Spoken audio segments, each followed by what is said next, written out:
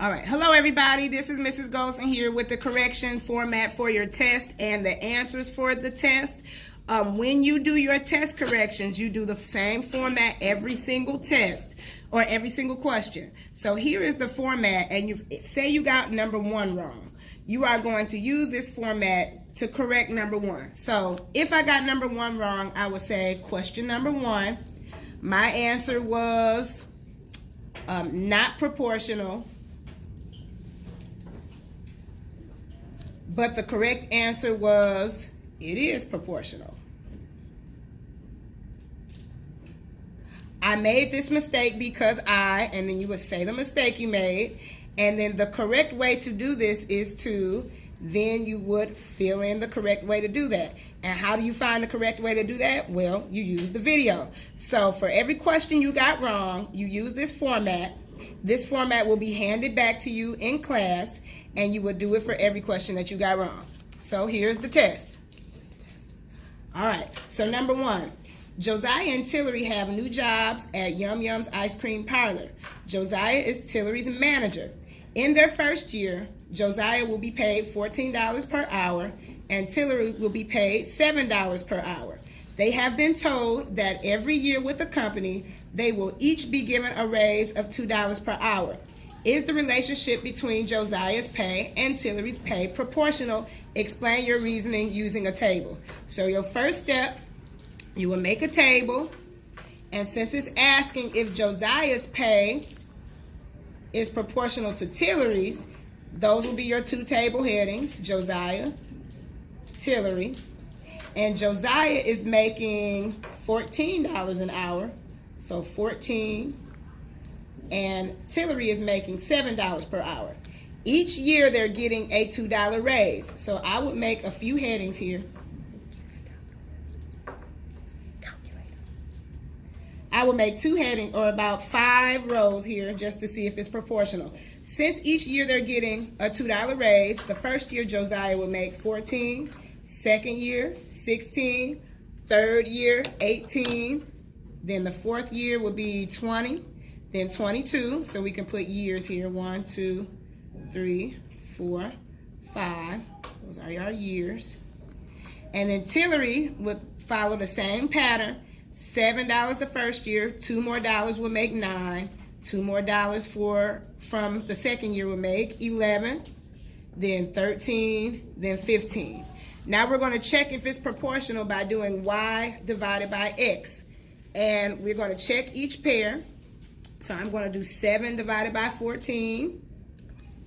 And I get 0.5 for this constant. Then I'm going to check it again, do 9 divided by 16. And I got 0.5625. So I don't even have to go any further. I know that this is not proportional. So we're going to say Josiah's pay is not proportional to Tillery's pay because no constant exists. I could check these other pairs by doing y divided by x if I wanted to, but I'm not going to do that because with these 2, I can instantly see that it's not proportional. So we can say because no constant exists between x and y. Okay, let's go to number 2. All right, a recent study claimed that in any given month, for every 5 text messages a boy sent or received, a girl sent or received 7 text messages. Is the relationship between the number of text messages sent or received by boys proportional to the number of text messages sent or received by girls? Explain your reasoning using a graph on a coordinate plane. So, first, to make a graph, I probably need to make a table so I can have some points to put on my graph. So we were talking about text messages a boy sent and then a girl sent. So I'm just going to put girl, boy. And it says for every 5 that a boy sends, a girl sends 7. So my boy is 5, girl 7. And I got this backwards, but it really doesn't matter. So now when a boy sends 10, a girl sends 14. When a boy sends 15, this is going up by 5s. A girl sends 21, it's going up by 7s for the girl. And let's do one more. A boy sends 20, while a girl will send 28. Now I graph it. Okay, most people had, boy is the independent variable, so I'm just going to switch that around. Let's put boy, girl. And I'm going to count by 5s. 5, 10, 15, 20, 25, 30. I'm going to do the same for the x-axis. 5, 10, 15, 20. Let's go up to 25. So now I'm going to plot my points. While a boy is 5, a girl is 7. So 5, 7, about right there. A boy is 10, while a girl is 14. So go over to 10, up 14. And a boy is 15, while a girl is 21. Go up to 21.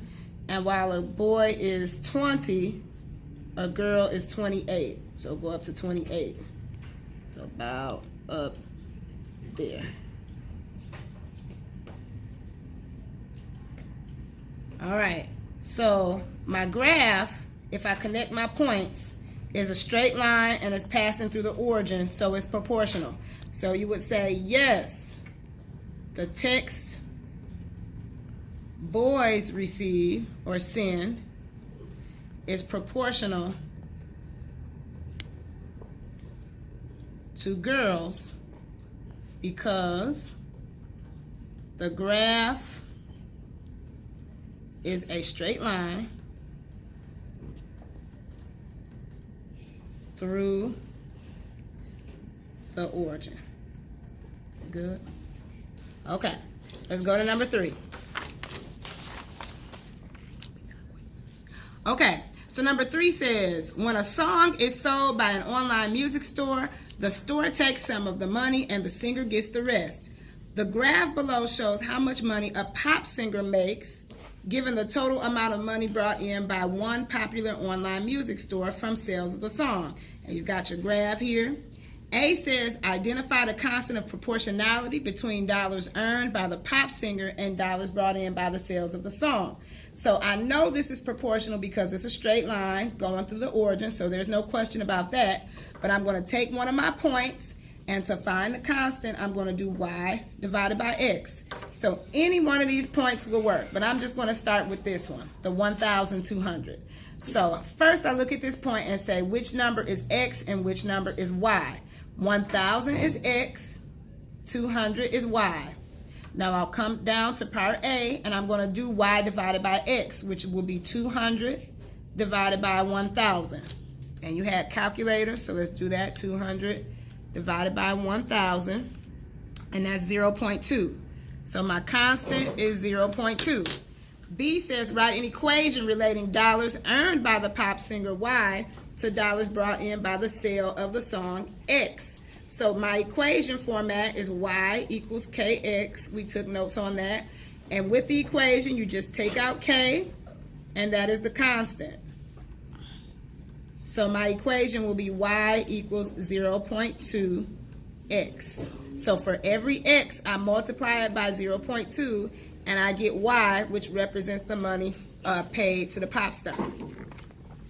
Okay, letter C says, according to the proportional relationship, how much money did the song bring in from sales in the first week if the pop star earned $800 that week? Well, I have to think what represents X and what represents Y. So I have to go back to the graph.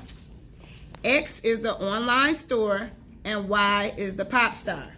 So X is the online store, Y is the pop star. Okay, so if my equation is Y equals 0.2X, it says how much did the song bring in from sales in the first week if the pop star earned $800.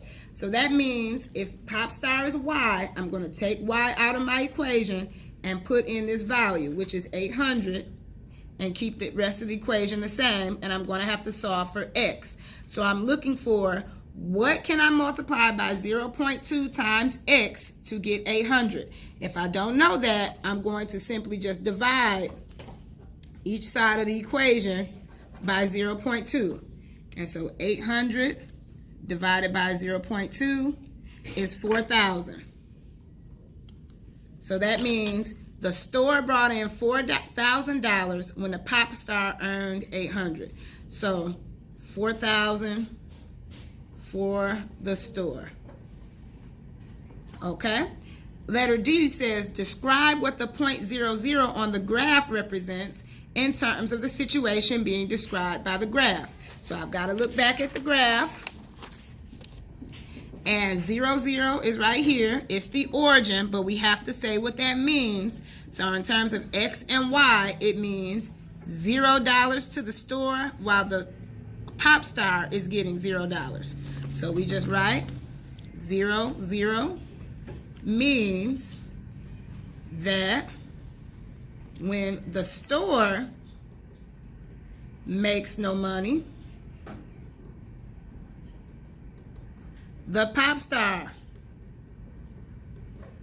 makes no money.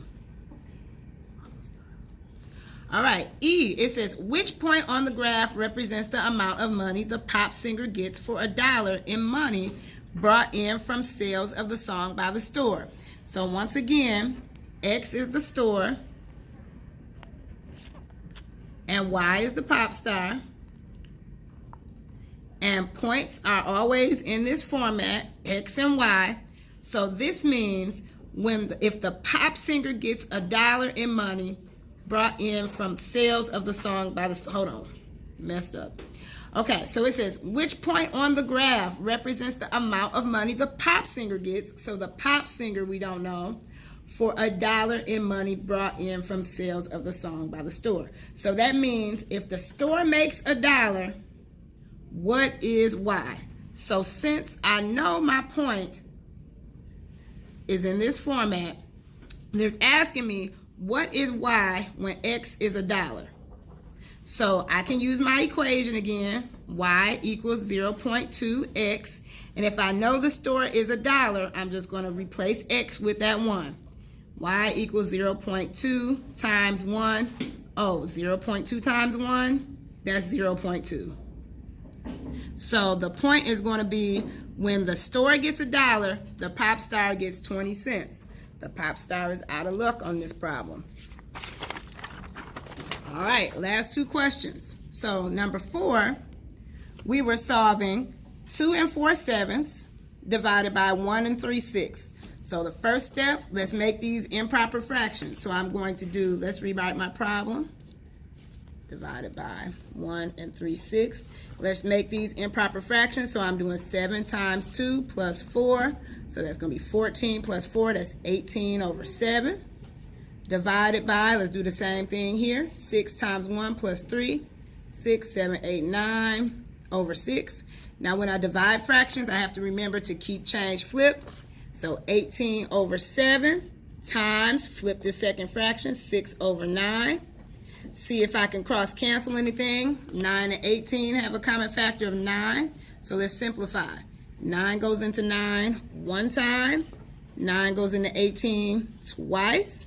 Now we can multiply these. 2 times 6 gives me 12. 7 times 1 gives me 7. That's an improper fraction that I need to simplify. How many 7s are in 12? 1. And how many is left over? That would be 5. So my answer is 1 5/7. If you cannot remember how I get to that point from that, that's just doing long division. 7 going into 12, that's 1 time with 5 left over. So it's 1 5/7. All right, last problem. All right, so you are getting ready for a family vacation. You decide to download as many movies as possible before leaving for the road trip. If each movie takes 1 2/5 hours to download and you download it for 5 1/4 hours, how many movies did you download? There's a couple ways to go about this problem, but I think the easiest way to visualize it is to make my ratio table. And my two things I'm dealing with is movies and hours. So let's say movies and hours. So here's the ratio they gave me. Each movie takes 1 2/5 hours to download. That sentence is a ratio. When I see each movie, I know they're talking about one.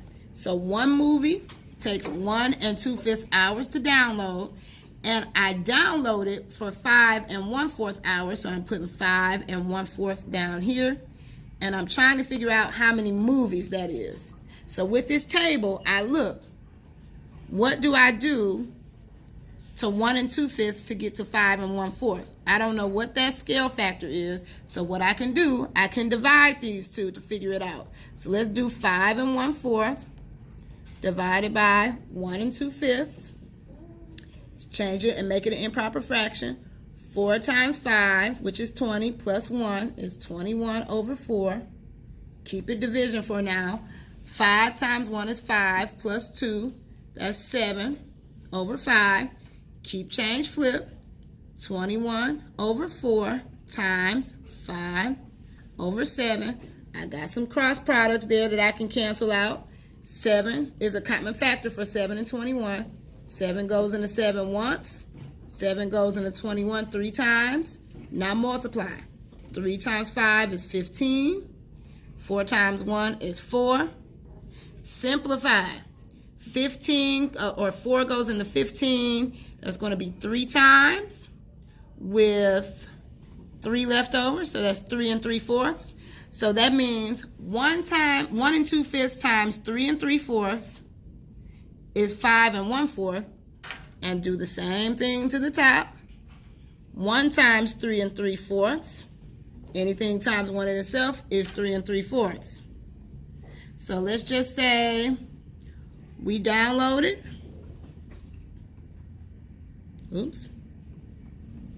3 3/4 movies in 5 1/4 hours. All right, use this video to help you correct your test, and your test corrections will be due on the date that I give you. If there's any questions, ask me or email me. Thank you, and I'll see you later.